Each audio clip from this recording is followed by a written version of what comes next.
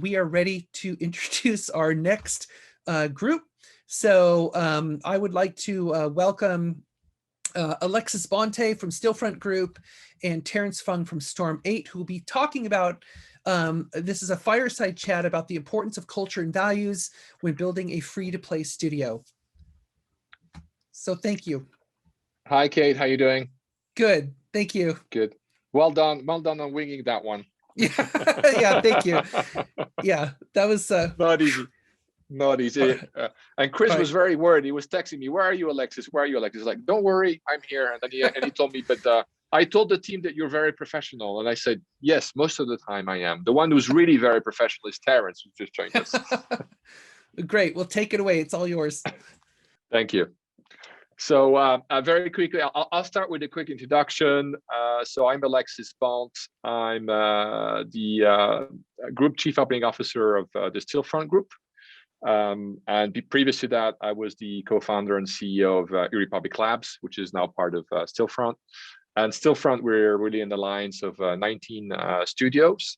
We are decentralized way of operating these studios.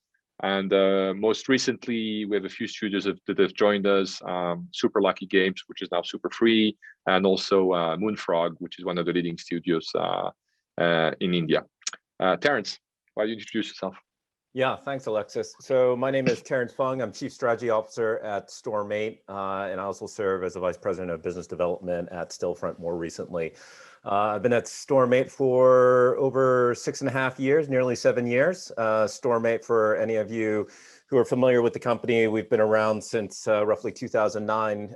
We were known as kind of a broad-based developer of anything from casual, social casino, even in the early days of maybe not hyper casual, but certainly casual, more kind of solitaire-like games. And then more recently, we have a game, Property Brothers Home Design, and a home design makeover, which we continue to scale and grow. And recently, we joined the Stillfront family in February of last year. So our actually 1-year anniversary is almost coming up. It's true. Yeah, we have to celebrate. Yeah, time flies. Virtually, of course. Yeah, no, totally. And I think one of the first things that you and I are supposed to cover, and it's going to be interesting because there's going to be kind of my view on it and your view on it, and let's see if it's the same one, or if it's different, which is kind of describing Stillfront's culture and what are the key attributes of the culture that we have at Stillfront, and then we'll go through the studios. But I think what really attracted me to Stillfront as a founder at eRepublic Labs when I met Jorgen, who was the co-founder of Stillfront and the CEO, was really I think I want to call it the Swedish approach, which is one of, first of all, this real strong belief in entrepreneurship and on having this really kind of decentralized approach and doing this family of studios, but letting the studios, be as autonomous as possible, and just basically try and find ways where they can collaborate and where you can help them, but let them decide. This, this inverted pyramid of decision and organigram, where basically at the top you have the players, and then you have the game teams who take all the decisions. Then you have kind of the studio heads, and which usually are the founders of those studios that are basically there to support and help their game teams. And basically, Jorgen and I would be, and by extension now you, Terence, as your part, we would be the least powerful part of that, because our job is really to support, those studios in terms of organic growth. And I think that works because the cultural values are, if I had to say them off the top of my head, not something that we write something on the walls, it's really trust, it's empowerment, it's humility, and it's a love of games. I think that's really a common factor that we all have. And the very important thing about the trust and the empowerment, that's only made possible because there's also, I think it's not a cultural value, but it is, but maybe it is. Another two key things that you will see across Stillfront in the studios is a real culture of competence and experience, because if you have no competence, then it's very hard to trust you. And that's why it works. If you look at all the studios that are part of the Stillfront family, they're made of industry veterans, people who have been doing this for many, many years. In certain cases, for 30 years for Simultronics. And certain teams have been working together, doing free-to-play, failing together, succeeding together for many, many years. So I'd say these are really the key attributes. I don't know if you've seen different ones or you see differently, Terence. Yeah, no, I think it's exactly well spoke. I mean, I don't mean to be such a fanboy, and it seems self-serving in a way. Don't be. Now I'm on the Stillfront side as well, but no, that's exactly right. When when me and the founders visited you, Jorgen, and the team in Sweden, I think we certainly had some concept of Stillfront on paper, but it really takes a face-to-face conversation.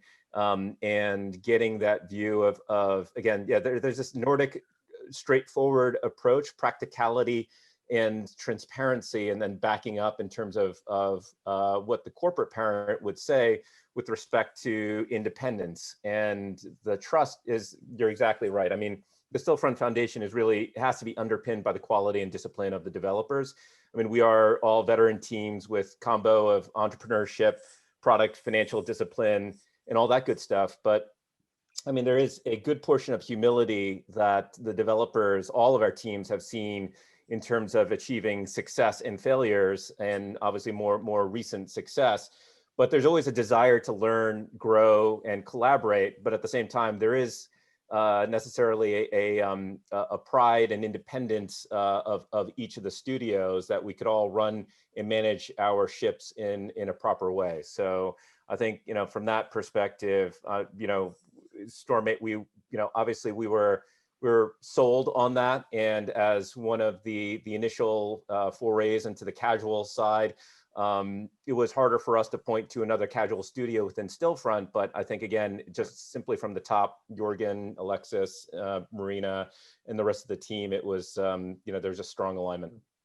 Terence, how would you describe the culture at Storm8? I mean, what's the culture like at Storm8? How does it work?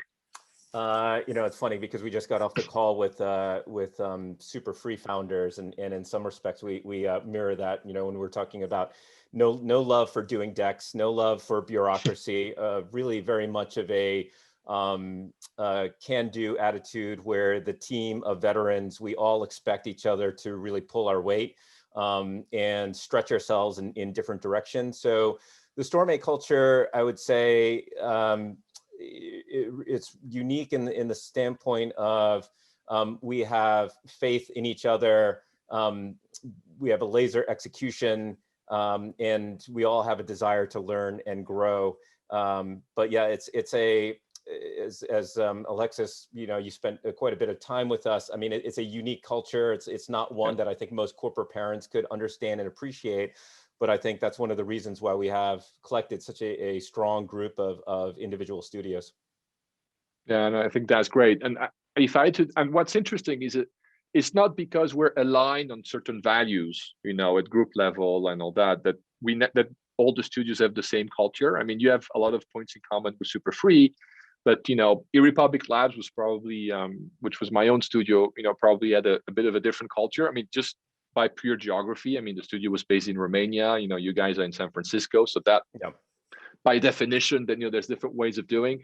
So yes, I mean, we're united by, you know, the humility that comes through experience and failing many times. We're united by this relentless focus on execution, because then you know that that's what makes you work and what makes you function. But if I had to describe kind of the culture that we had at eRepublic, you know, was very much, you know, one of trial and error, and very much one of passion for strategy games. One of the things that was very hard for us, and one of the key reasons for joining actually Stillfront, is in our DNA, we knew how to do strategy games really well. We did a successful browser strategy games, then we did a few successful, strategy games in mobile. But whenever we try to become something bigger, in a way, and try to do something different, and, you know, go for the new type of game, all that, we just miserably failed every single time. And so we realized that that you need to stay true to your culture at the studio level and grow that, and don't not be afraid to focus on what you know to do, how to do really well, and keep doing that and keep doing that. And that's why I think Stillfront was such a good home for us, because then it allows us to grow, but in a different way, by joining a group from which we can learn, and we can expand a little bit some of that understanding. Yeah, no, absolutely. And I think, the incredible thing, and you've been living the journey, but from an outside in, and now that we're part of the family, I think some of the reasons that Storm 8 as an independent organization, the question is always, why did we join Stillfront? And, yes, it's a frothy M&A market, there's consolidation, but to that point, the world is, Storm 8 could operate independently for a long time. We were highly profitable, highly motivated set of employees. But the reality of the world is it is just getting ever more competitive. So anything from UA to ad monetization, and again, these are things that we could learn on ourselves, and we do ourselves quite well. But it's really kind of the insider ball. It's the insider knowledge, and knowing that you're part of a larger group where, again, you don't necessarily have to take direction from the corporate with respect to how you do UA, how you do ad monetization, but it's this collection of like-minded studios that do things specifically because they do things in a different way, that you can say, okay, hey, that's pretty interesting. Your users are similar to my users, and what can we actually trade? And potentially maybe that goes into other best practices, better market deals with different networks and so on. But then it extends into potentially the future, where there's a collection of studios with various game engines, and to the extent that necessarily anyone wants to test some new genre, generally we'll stay in our swim lanes. But again, Good Game Studios is expanding its match 3. Potentially they could learn from us, potentially we could learn from them. So it's being part of this greater collective. Again, is that going to drive 100% of how Storm 8 operates? Absolutely not. But again, it's this 10-20% edge that you're always looking to get in this market. That's the reason why Storm 8 saw joining Stillfront as such a powerful combination. Yeah, no, absolutely. And I'm seeing a few questions pop up. So just to tell everybody, we're gonna, Terence and I are gonna make sure we leave time at the end for questions. So please keep putting those questions in, and the more questions there are, the more time we'll leave at the end. Well, we run this in a flexible way. But other question to you, Terence, because you're a true veteran, right? I mean, you were at Zynga before. So what did you, when it comes to corporate culture and values, what did you learn during your years at Zynga? Yeah, so in the early days of Zynga, I'd say the best things about Zynga, it was incredibly entrepreneurial. And I think what people don't give Zynga and Mark Pincus credit for was really the strength coming from a set of relatively independently run studio teams with really strong knowledge sharing and common tech to accelerate each of the individual businesses. Now, as the business scaled in web games, it just became increasingly a requirement that there had to be centralized services. There was heavy corporate influence. And the writing was on the wall with respect to bureaucracy, politics, and so on. But it was the roots of the organization, and Mark's drive is always entrepreneurialism. And the interesting thing is, as the company started making inroads into mobile, there was absolutely an awareness that there was really no strong benefits to necessarily consolidating back-end services, because mobile, I mean, you didn't need the servers to scale a game up to 20 million DAU at that time. And the mobile studios can move in an agile fashion. And I think the essence of that is, Zynga continues to, make strides in that, and from my understanding, runs the teams relatively independently. So I think that those core values, I think, also do very well at Stillfront. So I think there actually are a lot of similarities. Yeah, I know, and from what I can see from outside, it sounds like Frank and his team, are doing a really good job. And I see people talk about the old Zynga and the new Zynga, so it's interesting. Yep. to see that that distinction. So we wish them the best. We wish them the best of luck. We like them. Yep.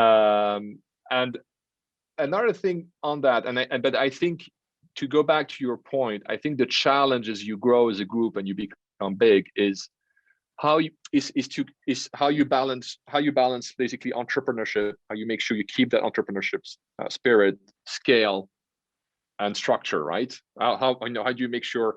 Now, a lot of people tell us, well, okay, so Stillfront, you're decentralized, so therefore you just lose alliance of studios, and you, Alexis, check in maybe and with the studios from time to time, and nothing really happens.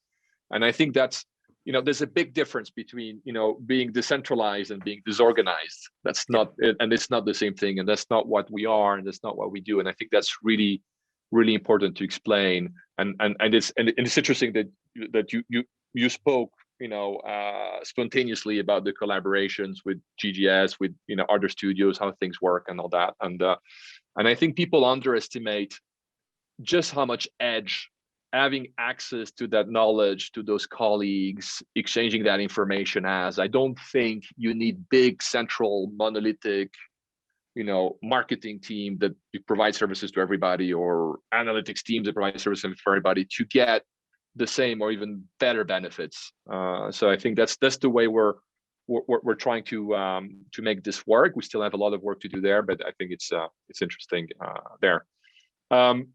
Another question that I think is worth talking about, especially if there's some other entrepreneurs there with their studios, is how important culture is for us when we look at an acquisition, like a potential new family member. I mean, you say that I spent time with you guys and in San Francisco and all that, and we walk away more often from opportunities because of a lack of cultural fit than anything else. If we don't feel that there's that love of games, if we don't feel that studio is set up to be a platform to really nurture and retain the best game talent, if we don't see that, if we don't see that's that studio has the capacity to truly build new games, and we're not in the business of just buying a P&L and Right. and that's it. That's not our thing. So that's super important. It's much more difficult now that we can't meet people. If you think about it, some of the last studios that have joined us, we were lucky that some people we knew from before, but some people we had to do it with. We had lots of Zoom calls. So it's pretty hard to do. Is that something that you valued as well? I mean, because you were doing a lot of M&A also before. Yeah. I mean, my framework that I had used at Zynga, it starts from leadership team, where the first two aspects that we really focused on, and then it became things like game tech, P&L possibilities and things like that, because we all knew live ops better than anyone else that if you didn't have a proper team to manage the game on a go-forward basis, the value destruction could happen immediately after the acquisition. So yeah, absolutely, culture it's the number one thing. And I would say to that end, being on the sell side to Stillfront, I mean, it vice versa. While Stillfront is decentralized, I think the corporate culture and the culture of the acquirer was absolutely critical for us as a seller to consider, and was one of the top most factors in who we ended up with.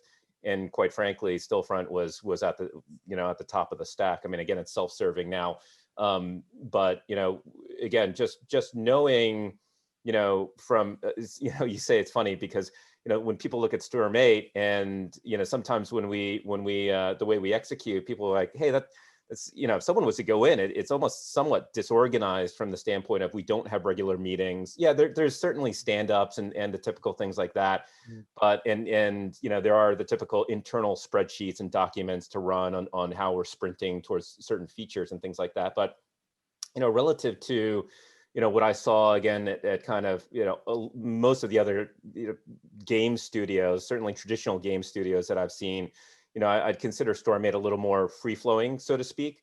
But it is because it is founded upon veterans who can turn to each other, or now even virtually, and trust each other, work with one another, and so. And it takes still a particular type of partner that can appreciate that, can, do the necessarily due diligence. And you guys recognized that that it was unique, and you didn't say, oh, why aren't you doing it this way? I mean, you questioned how we did things, which is absolutely critical. Yeah, on that, and one last question before we cover the questions from the audience. I see there's 2 questions are in there already. Yeah. Now that it's been our year anniversary, honestly, has anything changed in the StoreMate culture since you've joined Stillfront? Something must have changed, or no major changes. Does it change anything from the day-to-day for 95% of our employees? It's exactly the same. The difference being, I'd say that there's a couple of different aspects. One is our FP&A organization is being supported by the Stillfront North American organization, which is the Kickside team, and they're phenomenal. So it's nothing been excellent service there.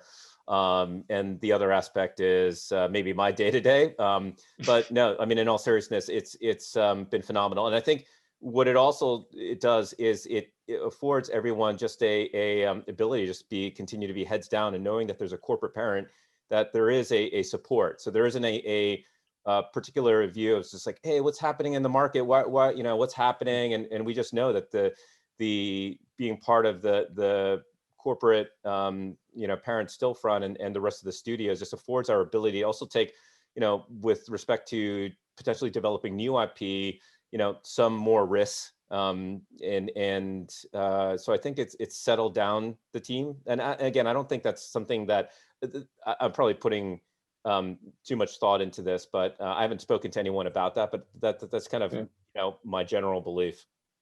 Got it.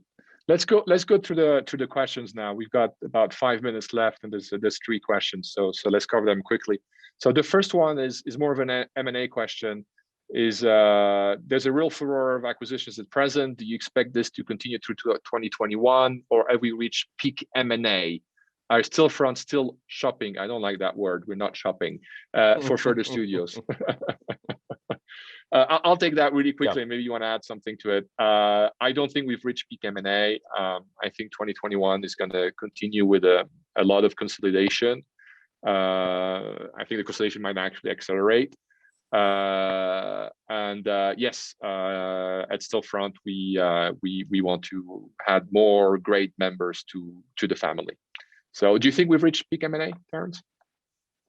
No, I mean, I think there's still a lot of good studios out there, and I think everyone is just trying to figure out the, I've just seen this time and time again in any M&A market, the cycle, if one domino falls, so to speak, I think there's just a recognition of some of the benefits of consolidation, but also the appreciation that consolidation doesn't mean the destruction of the soul of one studio, but it can actually work out. So I think there's a lot more data points on that. I agree. And also I think the convergence is helping. So for example, we're not looking only for mobile studios to join the family. I mean, Sandbox Online, right. Ambient Online, that's a PC downloadable game. So we're looking at, we're really big believers in cross-platform and convergence. The next question is, has the COVID lockdown posed particularly problems for aligning company culture, or does it not really matter in reality? On that one, really quickly, I think that it hasn't posed any particular problems that I know across all the studios. Maybe Terence will want to add something, but I do believe that medium to long term, we're kind of living on capital from before, on social capital that we've accumulated before. And I think if this goes on much longer, everybody will start paying a price, us included, quite honestly. Yeah, no, I agree. Yeah.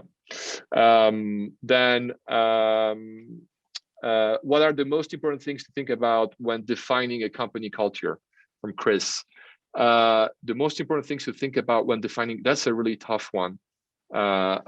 so in my style, I think there's people who like think a lot about a company culture, and they take consultants and they do big questionnaires and they do the whole thing, and you know, and what's our purpose, and they do all this sort of stuff and all that, and I think that's great, and I'm sure that works with some people.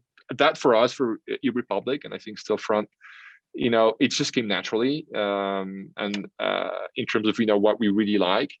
But at least at the eRepublik level, sorry, but I think at the Stillfront level, if we ask the question to Jorgen, he was preparing 4 years in advance of even having Stillfront live about what it would be and how it would work and what are the kind of cultural points that would work. So I think both methods work. Either the natural one that comes from or the one with a lot of preparation. I don't know what you think, Terence. I think, you know, when any company is starting with corporate culture, I think the first thing to think about is just humility. It's just everyone just having a self-awareness of what they can and cannot do, but, you know, pushing that and always questioning themselves, questioning others, but, you know, obviously in a respectful way, and then moving forward. You know, with humility, that's the only way that one can actually learn and grow. Yeah, that's a good point. And I think we have 1 minute left and 2 questions, so we'll cover them quickly together. How much of a company culture can be imposed versus organically grown through a day-to-day activity? And have you experienced a situation in which merging company cultures clash? How would you manage this? So I'll quickly answer the second one. So we haven't had a clash of cultures yet. That's because we do a lot of work before we have a new family member join us. There's a lot of due diligence that happens there, so that's why we haven't had it. Doesn't mean that we might get it wrong sometime, but right now we haven't had that. And how much of a company culture can be imposed versus organically grown? I don't think a company culture can be imposed. I think the company culture comes from the initial values that you were mentioning. I think, Terence, you made a great point about the importance of humility. And I think that comes from basically what talent you have, who are your teammates, you know, what's that core team of talent that you have around you. And that initial core team is going to decide the rest of your culture. You can't impose a culture. I don't believe you can. Yeah, no, I agree with that. I mean, I think from a corporate culture, and you know, there's there could be an osmosis where, you know, there again, it starts from humility, and for at least for the Stillfront teams, again, there's a confidence in what we do, and so, you know, we know that we're not going to be Good Game Studios, we're not going to be Nanobit, but we're going to be the best versions of ourselves. But then again, there's also so much that we could learn from them. And you know, how we execute it, you know, we all have our own paths to doing that. So yeah, I agree.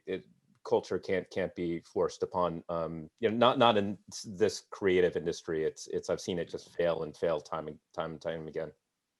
Yeah, that's a fair point. Maybe it's something unique to the creative industry, and maybe it works in other industries, but I haven't seen it work in this industry. I think we're out of time, Kate. Yeah. You want to jump in? I am here. Thank you so much. That was super interesting. That was great. Thank you.